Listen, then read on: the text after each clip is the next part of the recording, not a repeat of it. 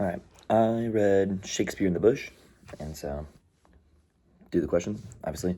It's basically, this article was the story of Laura Bohannon and how she went to West Africa, lived with the Tiv tribe, which is a very remote area, and she basically told the story. So, I mean, she was going to be there all alone, so one of her friends gave her Hamlet to keep her company. And she didn't really like it. She thought it'd be like ineligible and that the plot was like a universally known subject. So she thought it was kind of useless.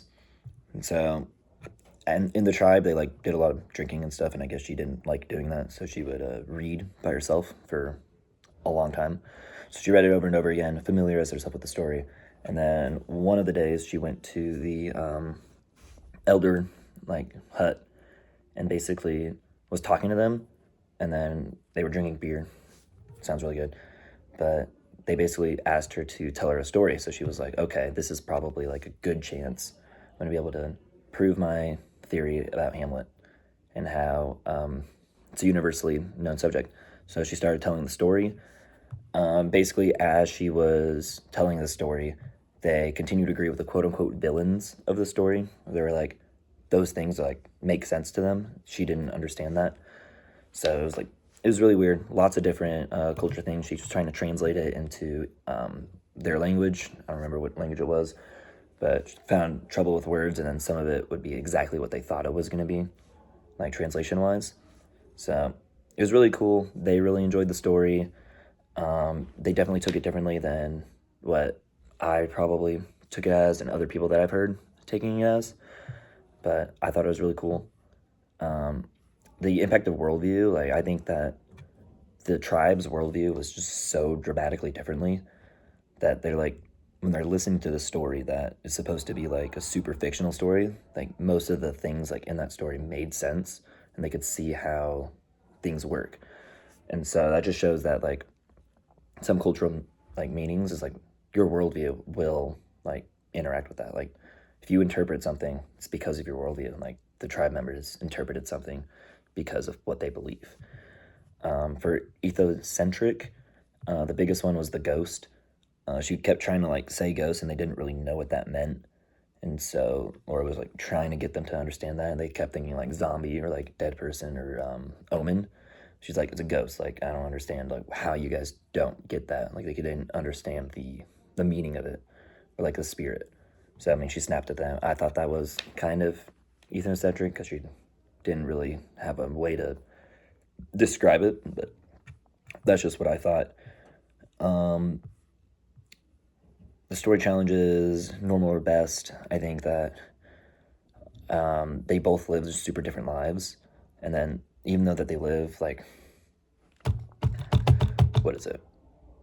Yeah, they both live different lives, but they both live like pretty well. Like they both enjoy their life, and I think that this article can show us that because they have this same one story, two totally different views on it, but yet they still like came together and enjoyed it, and all of that.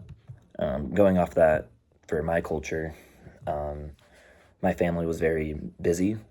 So when we never ate together, which is really weird because like people like my friend's family and then other cultures' family, they all sit down, they eat together, they just hang out.